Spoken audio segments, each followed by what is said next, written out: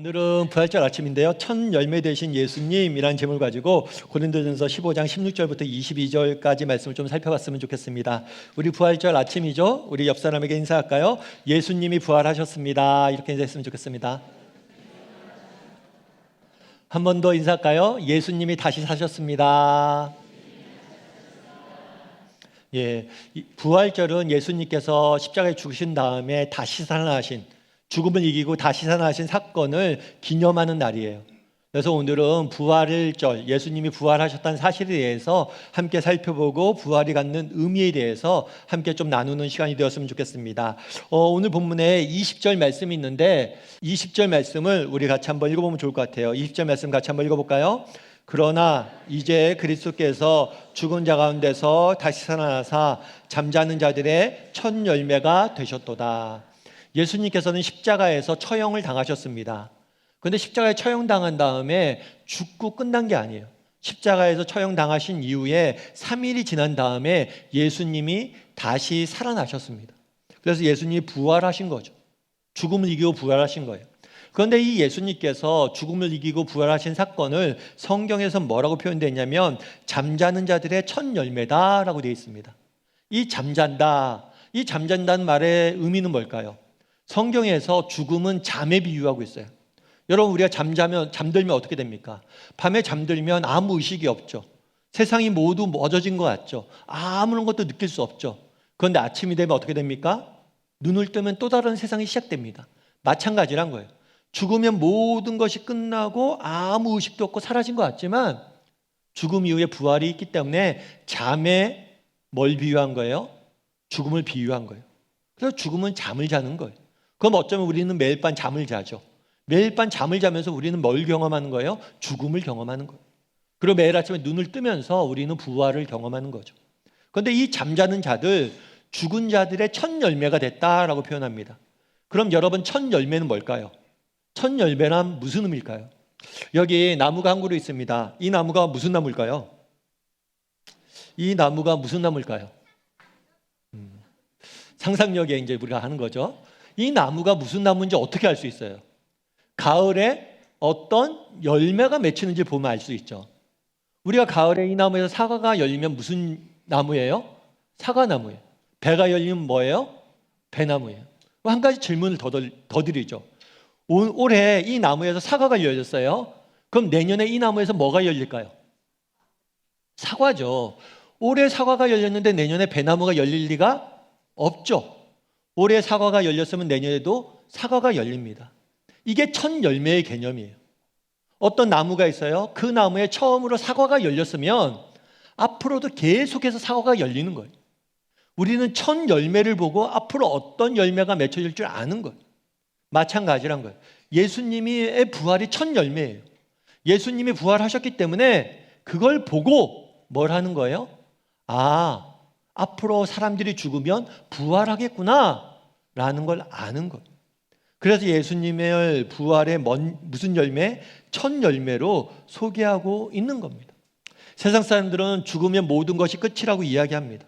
죽음 이후에 인간은 영원한 무로 돌아간다고 이야기해요. 어쩌면 굉장히 설득력 있는 것 같죠.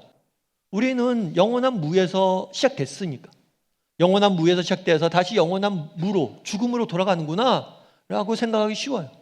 하지만 그렇지가 않습니다. 죽음이 끝이 아니에요. 죽음 이후에는 부활이 우리를 기다리고 있어요. 그럼 죽음 이후에 부활이 기다리고 있다는 사실을 어떻게 알 수 있냐는 거예요. 우리가 죽음 이후에 부활이 기다리고 있던 사실을 아는 이유는 한 가지입니다. 그건 왜일까요? 보았기 때문이에요. 죽음을 이기고 부활하신 예수님을 보았기 때문에 우리는 죽음 이후에 부활이 기다리고 있구나라는 걸 아는 거예요. 여러분, 오늘 우리가 함께 읽은 고린도전서는 바울이라는 사람이 쓴 편지입니다. 그런데 이 바울이라는 사람은 원래 예수님을 믿지 않았던 사람이에요. 예수님? 그런 게 어디 있어? 그리고 오히려 예수님 믿는 사람들 핍박했던 사람이에요. 그들을 조롱하고 때리고 놀리고 심지어 그 사람들 쫓아가서 죽였던 사람이에요.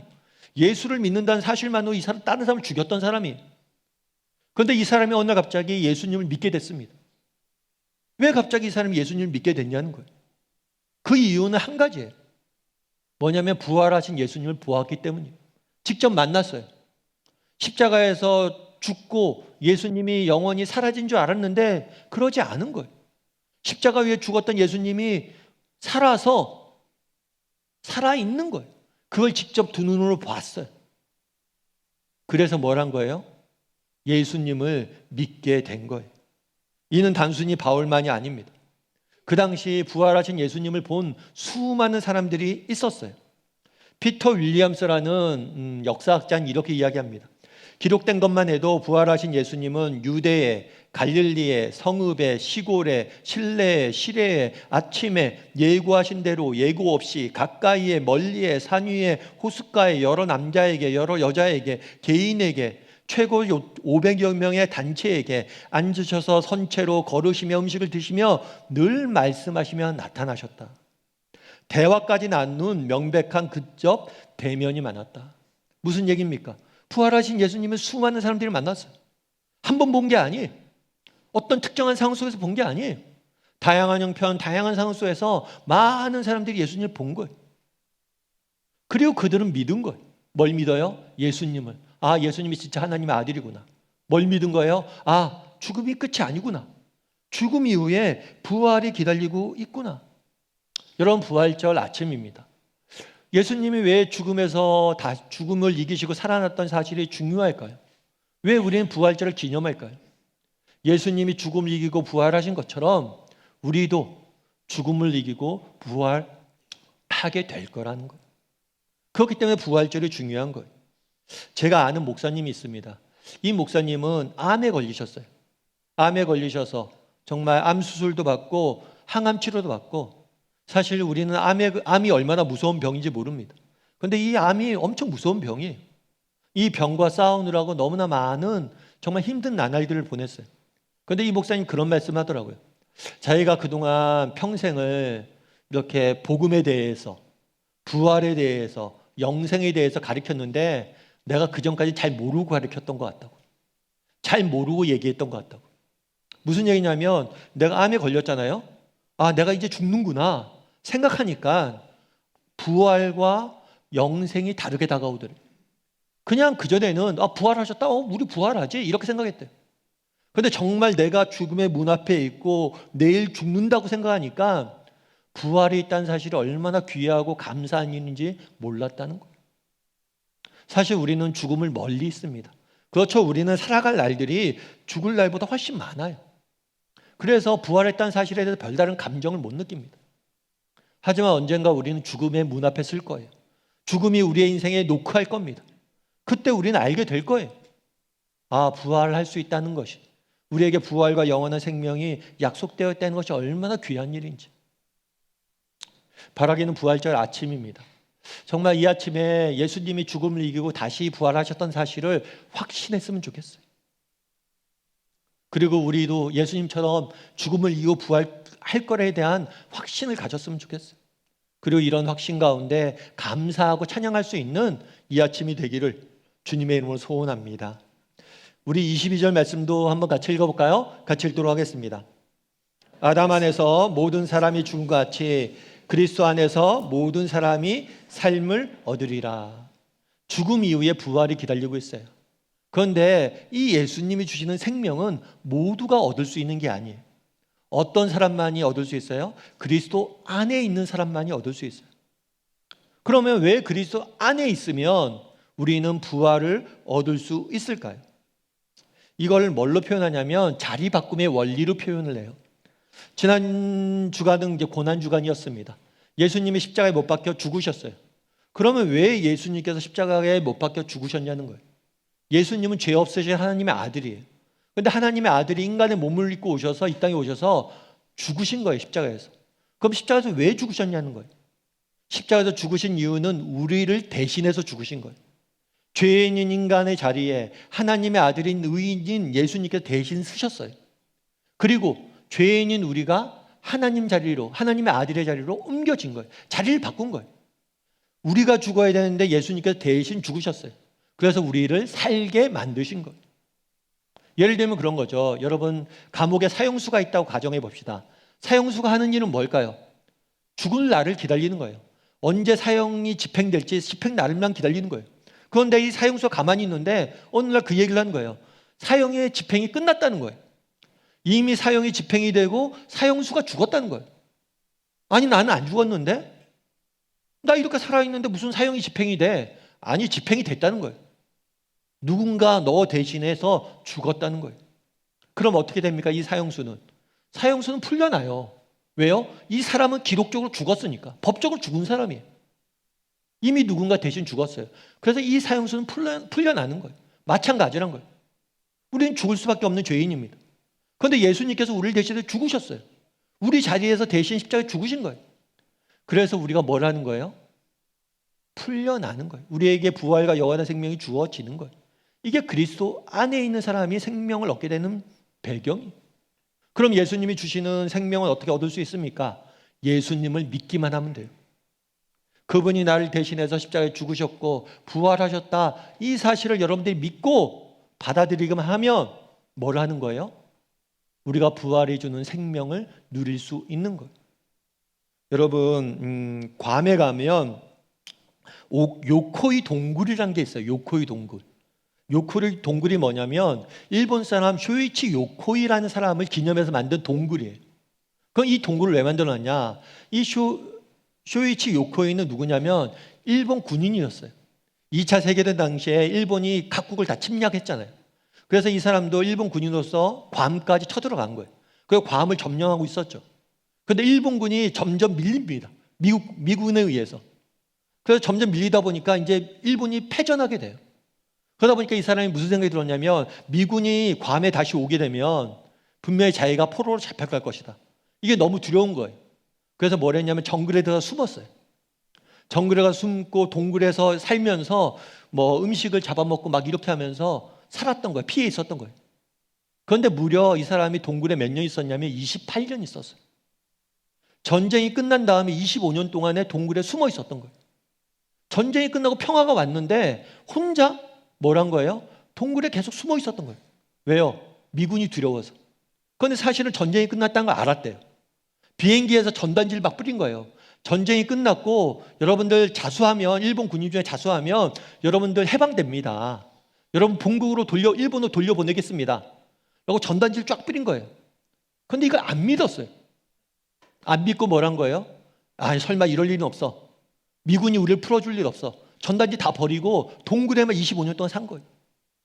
그러다 나중에 발견이 돼서 이 사람이 일본으로 돌아갔어요. 여러분, 이게 얼마나 멍청한 일이에요. 믿기만 하고 그 사실을 받아들이기만 하면 되는데, 자유를 주는데 믿고 받아들이지 않아요. 그래서 동굴에서 25년을 산 거예요. 우리도 그럴 수 있다는 거예요. 예수님이 나를 대신해서 죽으셨고 예수님 믿기만 하면 부활이 우리에게 생명이 주어진다라고 성경은 말합니다. 이걸 믿기만 하면 돼요. 받아들이기만 하면 돼요. 그럼 얻을 수 있어요. 그런데 받아들이지 않고 끊임없이 자기만의 동굴에, 두려움의 동굴에 갇혀 사는 거. 여러분, 혹시 우리 중에 아직까지 정말 예수님을 마음속으로 받아들이지 않은 분들이 있을 수 있어요. 그런데 정말 예수님을 우리의 구원자로서 받아들이기만 한다면 우리는 생명을 얻을 수 있어요. 오늘 본문에 뭐라고 이야기합니까? 그리스도 안에서 새 삶을 얻었다. 우리가 예수님을 믿기만 하면 우리는 그리스도 안에 들어가게 될 것이고 우리는 영원한 생명을 누리게 될 거예요. 바라기는 우리 다음의 식구들이 정말 예수님이 우리를 위해서 죽으시고 부활하셨다는 사실을, 전쟁이 끝났다는 사실을 받아들일 수 있었으면 좋겠습니다. 마음속으로 믿을 수 있었으면 좋겠어요.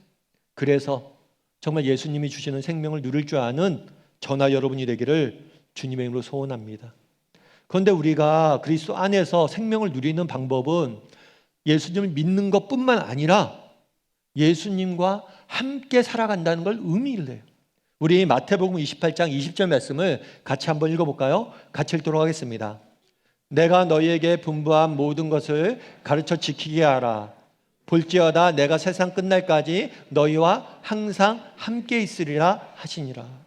부활하신 예수님께서, 죽음을 이기고 부활하신 예수님께서 뭐라고 얘기했냐면 내가 너희와 항상 함께 할 거라고 이야기하셨어요. 내가 너희와. 그런데 이 약속은 단순히 그때 예수님을 만났던 제자들에게만 주신 약속이 아니에요. 예수님을 믿는 모든 사람들에게 하나님께서 주신 약속이 뭐예요? 내가 너와 함께 할 것이다. 부활하신 예수님은 십자가에 달려 죽으셨어요. 그다음에 무덤에 장사 지내셨어요. 그런데 예수님은 무덤에 계시지 않아요. 무덤을 깨뜨리고 부활하셔서 살아나셨어요. 그 살아나신 예수님, 지금도 살아계신 예수님께서 우리와 함께 하신다고 약속하셨어요. 다르게 말하면 우리는 그리스도 안에서 지금 살아가는 거예요. 여러분, 그러면 여러분들은 믿습니까? 예수님께서 여러분과 함께 하심을 믿어요? 여러분들, 예수님이 여러분과 함께 부활하신 예수님께서 여러분과 지금 함께 하심을 믿어요? 예, 우리 믿는다고 이야기하죠. 그런데 정직히 한번 돌아봐야 돼요. 내가 정말 믿는가? 정말 예수님이 누구세요? 하나님의 아들이세요. 그리고 죽음마저도 이기고 부활하신 분이세요. 그분이 정말 나와 함께 하신다면 내가 두려워할 일이 있나요? 내가 염려할 일이 있나요? 걱정할 일이 있나요? 여러분, 아까 암에 대해서 얘기했죠. 암이 굉장히 무서운 병이에요. 그런데 그 암에 걸렸는데 투병 생활하고 수술하고 그래서 암을에서 이겨냈어요. 암을 극복했어요. 암을 극복한 사람이 감기에 걸릴까 봐 두려워할까요? 죽음을 이겨낸 사람이 감기가 더 두렵지 않습니다. 여러분이 수능에서 예를 들어서 만점을 받았어요. 정말 그렇게 만점을 맞았으면 좋겠습니다. 우리 애들이. 정말 만점을 받았어요. 그럼 내가 수능을 만점 받았어요. 그 어려운 문제를 다 풀었어요. 그런데 중학교에 아이가 와요. 아이가 찾아와요. 형, 이 문제 좀 풀어줘. 그러면 이걸 못 풀까 봐 걱정할까요? 내가 수능 문제 다 풀었는데 중학생 문제를 못 풀겠습니까? 마찬가지란 거예요. 여러분, 생각해 보세요. 정말 우리가 믿는다면 예수님이 부활하셨어요. 죽음마저도 이기셨어요. 살아계신 하나님의 아들이에요. 그분이 우리와 늘 함께 하세요. 그렇다면 정말 우리가 정말 두려워할 일이 있습니까? 오늘 기도회 때 은호가 슬픔에 대해서 기도하는데 참 마음에 와닿았어요. 정말 이 땅 살면 우리는 크고 작은 슬픔을 늘 안고 살아가죠. 친구의 말에 상처받기도 하고, 내가 원했던 것들이 이루어지지 않아서 상처받기도 하고, 정말 내가 좋아하는 사람이 날 좋아하지 않아 상처받기도 하고, 정말 계획했던 일이 무너져 상처받기도 하고, 슬픔에 있죠. 그런데 정말 때로는 질병이 우리를 찾아오고, 정말 내가 감당할 수 없는 인생의 문제들이 찾아와서 우리가 힘들고 어려운 순간들이 있을 수 있죠. 그런데 정말 예수님이 나와 함께 하신다면 우리가 두려워할 일이 있을까요? 그분이 나를 돕겠다는데, 그분이 나와 함께 하고 나를 돕겠다는데, 이길 힘을 주겠다는데, 정말 우리가 부활신앙을 갖는다면, 부활하신 예수님께서 나와 함께 하신다는 사실을 우리가 진실로 믿는다면 우리는 이 땅을 살면서 어떤 상황, 어떤 형편 속에서도 두려워할 일이 없어요. 여러분, 미국의 마틴 루터 킹 목사님이라는 분이 계세요. 이분은 평생 인종차별을 위해서, 인종차별 철폐를 위해서 싸운 분이에요. 그리고 지금은 미국에 기념일도 있어요. 마틴 루터 킹 데이라고 해서 그날은 공휴일이에요. 그만큼 미국 역사에 중요한 영향을 미친 분이에요. 사실 우리는 인종차별을 직접적으로 경험하지 못했어요. 그래서 이게 얼마나 심각했는지 모릅니다. 하지만 그 당시만 해도 너무 심각했대요. 그래서 흑인들은 버스도 타지 못하고 미용실도 가지 못하고 백인들이 다니는 식당도 가지 못해요. 학교도 못 들어갔어요. 백인들이 다니는 학교는 근처도 못 갔어요. 온갖 핍박과 천대와 이런 걸 받았던 거죠. 그런 것들을 철폐하기 위해 싸웠어요. 그러다 보니까 이 싸움에 대해서 실제로 많은 사람들이 방해하고 협박하고 테러하고 너무나 많은 어려움들이 있는 거예요. 이걸 해결하는데. 그런데 그런 어려움 속에서도 끝까지 싸우고 이겨낼 수 있었어요. 그럼 그가 어떻게 이겨낼 수 있었을까요? 나에게 꿈이 있습니다 라는 그가 전한 메시지에는 이런 말이 있어요. 어떤 말이 있냐면, 이것이 우리의 희망이며 바로 이 믿음을 품고 나는 남부로 돌아갑니다.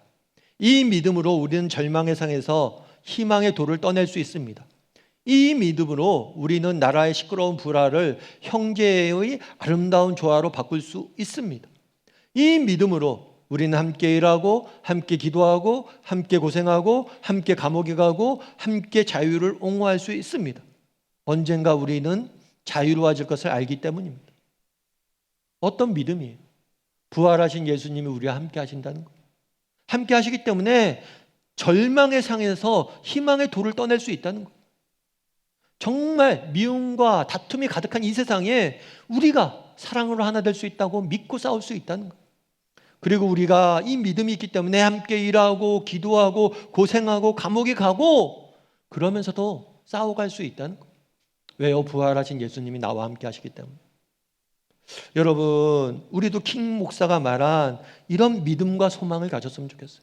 왜요? 우리도 부활하신 예수님이 함께 하시잖아요. 우리가 힘들고 어려울 때가 있습니다. 여러분, 그럴 때마다 부활하신 예수님이 나와 함께 하신다는 사실을 기억했으면 좋겠어요. 그리고 그분에게 정말 은호 형제가 학생이 기도했던 것처럼 그분에게 도와달라고 맡길 수 있었으면 좋겠어요. 함께 그분과 싸웠으면 좋겠어요. 함께 그분과 맞이했으면 좋겠어요. 그 어려움들. 그러면 예수님께서 여러분들 도와줄 거예요. 여러분에게 힘을 줄 거예요. 바라기는 우리 다음의 식구들이 정말 부활하신 예수님을 믿었으면 좋겠습니다. 믿을 뿐만 아니라 그분이 나와 함께 하신다. 이 사실을 기억하고 날마다 그분과 동행하며 정말 어려운 일 있으면 그분에게 이야기하고 그분이 주시는 위로도 맛보고 그렇게 부활신앙을 가지고 살아갈 줄 아는 저나 여러분이 되기를 주님의 이름으로 소원합니다. 또한 한 가지 더 살펴볼 게 있어요. 우리가 부활신앙을 갖는다는 것은 부활하신 예수님을 믿는 거예요. 그런데 부활하신 예수님이 나와 지금 함께 있다는 것을 확신하는 거예요. 그래서 과거에 예수님이 부활하셨다는 사실을 믿고 현재 부활하신 예수님이 나와 함께 하신 사실을 믿고 또 부활신앙을 갖는다는 건 뭐냐면 미래에 어떤 일이 일어날지에 대해서 확신하는 거예요. 그럼 우리의 미래에 기다리고 있는 건 무엇일까요? 요한복음 14장 3절 말씀을 우리 같이 한번 읽어볼까요? 같이 읽도록 하겠습니다. 가서 너희를 위하여 거처를 예비하면 내가 다시 와서 너희를 내게로 영접하여 나 있는 곳에 너희도 있게 하리라. 부활하신 예수님께서 하늘로 올라가셨습니다. 그래서 제자들이 물어요. 예수님 어디로 가십니까? 어디로 가시는지 알려주십시오. 그랬더니 예수님이 그래요. 내가 하늘에 올라가서 거처를 준비할 것이다.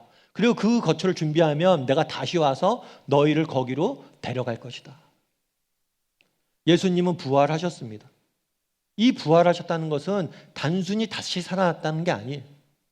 다시는 죽음이 없는 영원한 삶에 들어가셨다는 거예요. 우리도 마찬가지예요. 정말 우리는 언젠가 이 땅에서 살다가 죽음을 맞이할 겁니다. 그런 다음에 부활할 거예요. 그런 다음에 영원한 삶에 들어갈 거예요. 오늘 본문에 보면 거처라는 표현을 씁니다.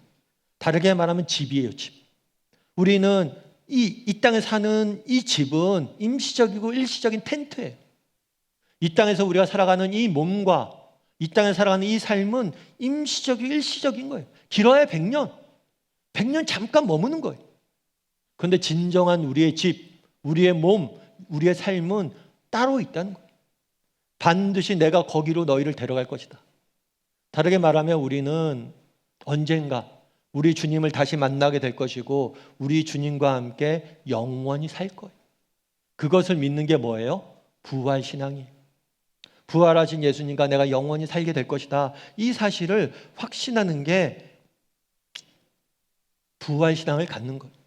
여러분, 그렇다면 우리는 언젠가 하늘나라에 가서 예수님과 함께 영원히 살 것을 믿으세요? 믿으세요? 예, 이 사실을 믿고 살아가야 됩니다. 사실 우리가 이제 군대 얘기는 보통 하면 안 되는데 그래도 군대 얘기 한번 하죠. 저희 때는 군대 가면 군대 가기 전에 꼭 하는 일이 있었어요. 무슨 일을 할까요? 이렇게 친척들에게 인사 다닙니다. 인사 다니면서 제가 이번에 군대 갔다 오겠습니다. 군대 갔다 오겠습니다. 이렇게 인사하면 꼭 뭘 하실까요? 친척분들이 뭘 하세요? 인사 가면 용돈을 주세요. 야, 이거 군대 가서 필요한 일에 써라 하고 용돈을 주세요. 그게 짭짤합니다. 꽤 적지 않은 돈이 모여요. 그러면 군대 가서 너 필요한 일에 써라 하고 그 돈을 줘요. 그 돈을 주면 그 돈을 갖고 군대 가서 쓰는 사람이 있을까요? 없을까요? 여러분, 그 돈을 갖고 군대 가서 쓰는 사람은 바보예요. 그 돈은 언제 써요? 휴가 나와서 쓰거나 제대한 다음에 써요. 군대에서도 월급을 줍니다. 월급을 군대에서 다 쓰는 사람은 없어요. 뭐 요즘 아이들 보니까 군대에서 너무 편하게 지내서 다 쓰고 나오기도 하던데 저희 때는 다 쓰지 않아요. 병장 월급 얼마 되지도 않는데 그걸 다 모아놔요. 왜 모아놓을까요? 군대는 임시적으로 있는 데예요. 3년만 머무는 거예요. 거기다 뭘 투자를 합니까? 투자하지 않아요. 오히려 내가 제대했을 때 뭘 해야지 하고 투자하는 거예요. 정말 우리가 군대, 처음에 군대 가면 그러죠. 선배가 그래요. 눈을 감으라고 그래요. 눈을 감으면 앞이 보이냐? 안 보입니다. 그게 너의 미래다. 제대의 날은 안 온다. 뭐 이런 걸 가르쳐요. 막. 그런데 기다리면 제대의 날은 와요. 우리는 다 믿어요. 군인들은 언젠가 이때 제대할 것이다. 그리고 그날이 실제로 옵니다. 그리고 그날이 오면 뭐예요? 참된 자유를 누리는 거죠. 군대라는 건 일시적으로 임시적으로 사는데 이 땅의 삶도 똑같다는 거예요. 그런데 만약에 그런데 우리는 이 땅의 삶이 마치 영원할 것처럼 이 땅의 것들에 투자하고 이 땅의 것들에 뭐예요? 애쓰고 살아가고 있지는 않냐는 거예요. 정말 우리가 이 땅의 삶이 임시적이고 진정한 삶이 따로 있다면, 이 땅이 군대고 제대에서 돌아갈 집이 따로 있다면 제대 이후에 돌아갈 집을 준비하면서 이 땅에서 살아야 된다는 거예요. 우리 얼마 전까지 코로나가 유행을 했잖아요. 근데 초대교회 때도 그런 일이 있었어요. 그 초대교회 때는 흑사병이 유행을 했습니다. 그 병도 굉장히 전염병이었어요. 그리고 수많은 사람들이 죽었어요. 그러다 보니까 우리 코로나 때도 거리두기를 했잖아요. 흑사병이 막 도니까 사람들이 집 밖으로 나오지 않았어요. 그래서 사람들이 엄청 죽었습니다. 그래서 그 당시에 로마가 세계적인 대제국을 형성했다고 그러는데 기록에 보면 로마 인구의 3분의 1을 죽었대. 그 사건을 계기로 로마가 이렇게 올라가다가 뚝 떨어졌대요. 왜냐하면 인구가 절벽이 맞았으니까. 3분의 1이 없어졌으니까. 그런데 이상한 거는 이 막 로마가 너무 힘들었던 이 시기에 기독교는 엄청나게 성장을 했어요. 그럼 기독교는 왜 성장했을까? 기독교인들은 왜 성장을 했을까? 기독교가 왜 성장을 했을까? 살펴보니까 기독교인들은 뭘 했냐면 흑사병에 걸리잖아. 사람들이 병에 걸리잖아. 전염병에. 그럼 그 사람들을 뭘 하냐면 돌봅니다. 이 사람들 돌봐요. 믿지 않는 사람들은 자기가 죽을까 봐 못 돌봐요. 그러니까 이 사람들 돌봐요. 그래서 사람이 죽어요. 그럼 시체를 장례 치러줘요. 시체를 모아서 땅에 묻는 거죠. 시체가 버려져 있으면 이 버려져 있는 시체에서 병균이 계속 옵는 거예요. 그러니까 그 시체를 정리해요. 그리고 환자들을 도와줘요.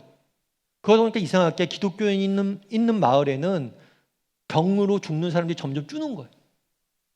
여기에 있는 사람들 병이 낫는 거예요. 그러니까 마치 정말 종교가 없는 사람들은 보기에 기독교인들의 마을은 기적이 일어나는 거예요. 그럼 어떻게 기독교인들은 그렇게 나가서 사람들 도울 수 있었냐는 거예요. 그들은 확신이 있었기 때문이에요. 무슨 확신이 있었기 때문이에요? 죽음 위에 부활이 기다리고 있어. 정말 내가 죽어도 우리는 부활이 기다리고 있어. 그러니까 내가 이 땅에서 형제를 사랑해야지. 정말 예수님이 우리를 사랑하셨다고 하는데 내가 형제를 사랑해야지. 예수님의 사랑을 실천해야지. 다르게 행동할 수 있었던 거. 우리도 마찬가지예요. 여러분, 우린 부활 신앙이 있는 사람들이잖아요. 정말 부활 신앙이 있다는 건 뭐예요? 이 땅의 삶이 전부가 아니란 걸 믿는 사람들이잖아요. 그렇다면 이 땅에서 우리는 다르게 살아야죠. 이 땅의 삶이 영원한 것처럼 사는지 말아야죠. 그래서 정말 이 땅에서 예수님이 우리를 사랑하셨던 것처럼 사람들을 사랑하고 섬기며 또 그래야지 언젠가 우리 주님 만났을 때 칭찬받을 수 있잖아요. 바라기는 우리 다음의 식구들이 정말 예수님이 부활하셨다는 사실을 믿으시기 바랍니다. 예수님을 우리의 구원자로 받아들이길 원해요. 뿐만 아니라 부활하신 예수님이 나와 함께 하신다는 사실을 확신했으면 좋겠어요. 그래서 어떤 어려움이 있어도 우리는 이길 거예요.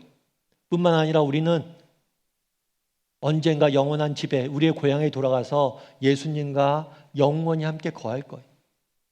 그날을 준비하며 이 땅에 살아가는 저나 여러분이 되기를 주님의 이름으로 소원합니다.